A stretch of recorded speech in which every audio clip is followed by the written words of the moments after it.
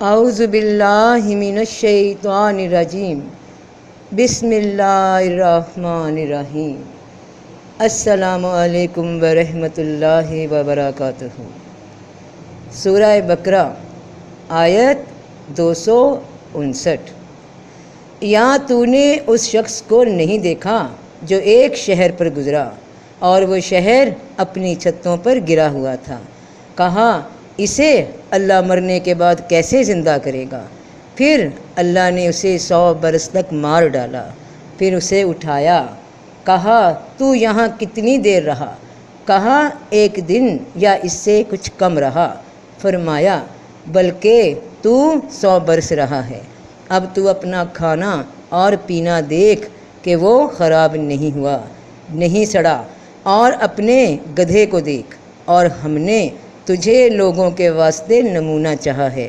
اور ہڈیوں کی طرف دیکھ کہ ہم انہیں کس طرح ابھار کر جوڑ دیتے ہیں، پھر ان پر گوشت پہناتے ہیں۔ پھر اس پر یہ حال ظاہر ہوا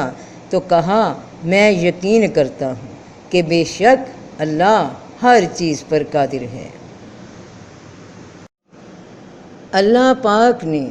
سورہ بقرہ کی اس آیت میں ایک بندے کا ذکر فرمایا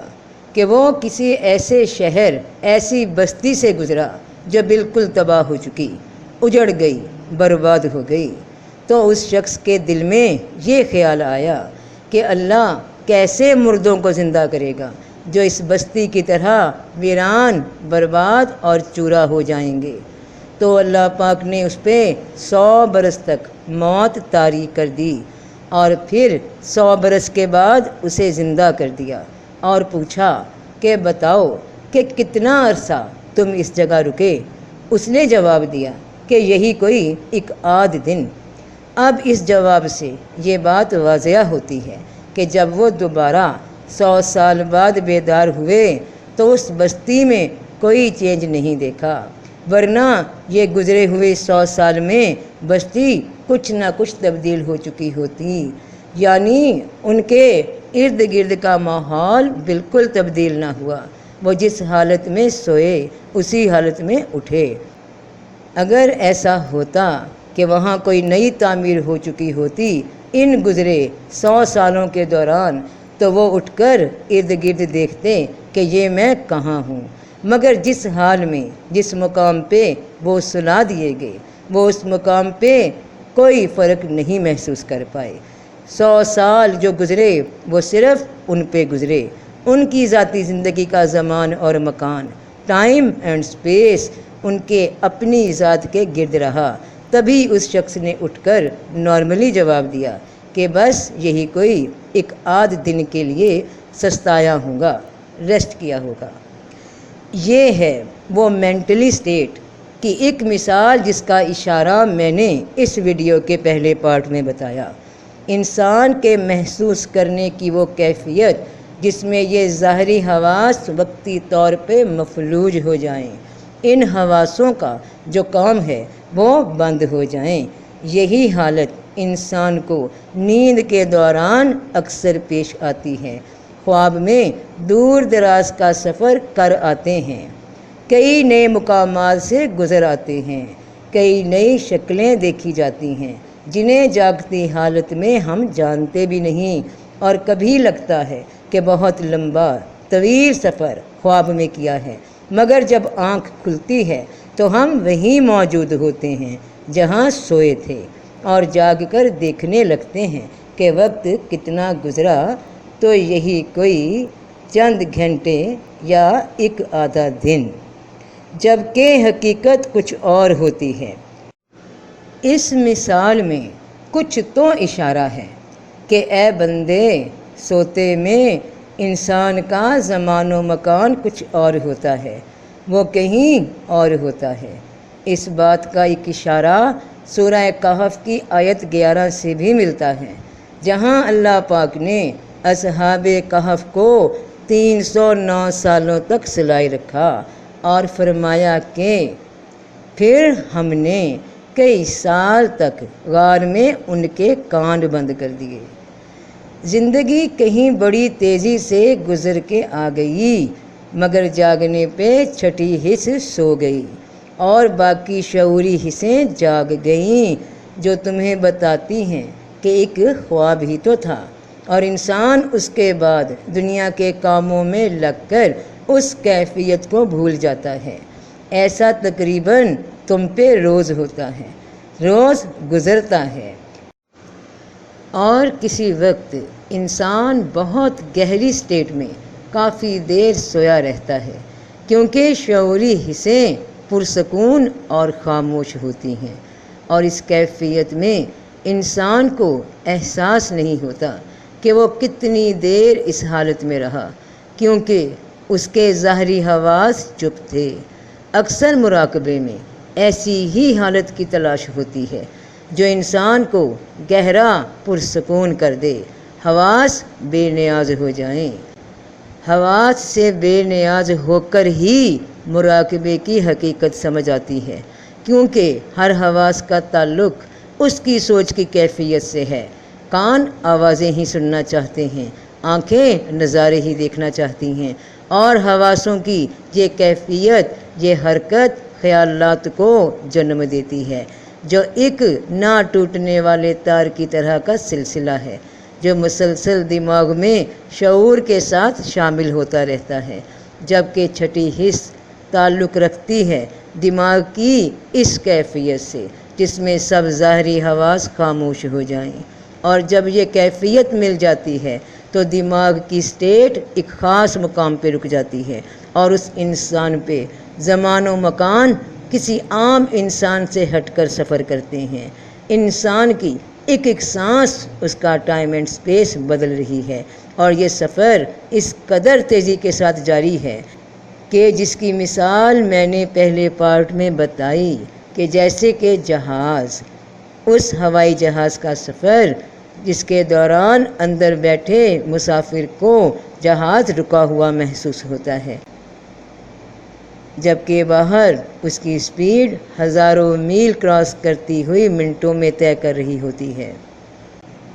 تو بات یہاں تک ہوئی کہ بتاؤ کہ تم کتنا عرصہ رہے اس جگہ۔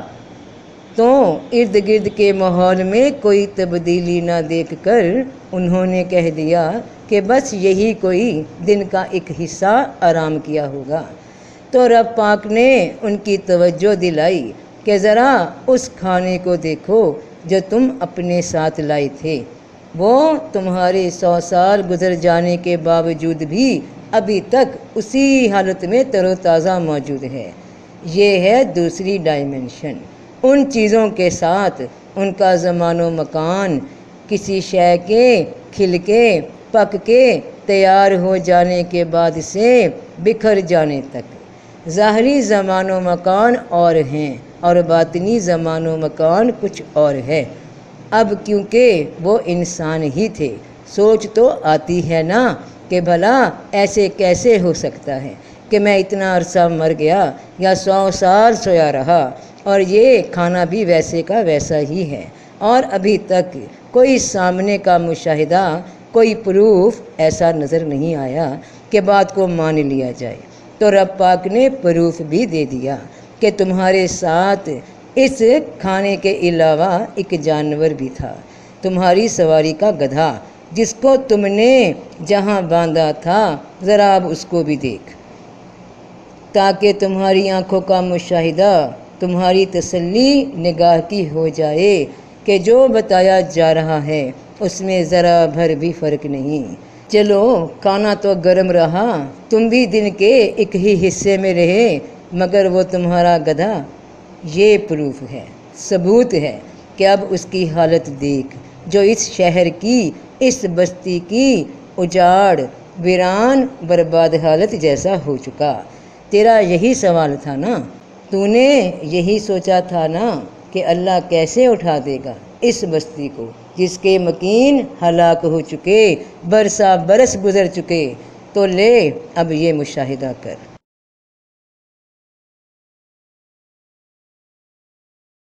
کیونکہ تجھے نمونہ بنایا جا رہا ہے، تو لوگوں کے سامنے اس بات کا گواہ رہے گا۔ تو نے خود مشاہدہ کیا اس رب کی شان کا کہ وہ مردے زندہ کر دیتا ہے۔ تیرا یہ مشاہدہ پہلے فقط علم الیقین تھا، تجھے علم کی حد تک معلومات تھی، علم کی حد تک یقین تھا، مگر اب علم الیقین سے یہ عین الیقین ہو جائے گا، یعنی آنکھوں سے بھی دیکھ لے گا، اور عین الیقین تیری ذات میں پختہ ہو کر حق الیقین بن جائے گا، اور پھر جو حق ہوتا ہے وہ سچ ہوتا ہے۔ بیان کرنے والا جب حق سے بات کرتا ہے تو وہ بات اثر رکھتی ہے، احساس رکھتی ہے، کیفیت بن کر سننے والوں کے دلوں کو محسوس ہوتی ہے کہ ہاں یہ بات سچ ہے،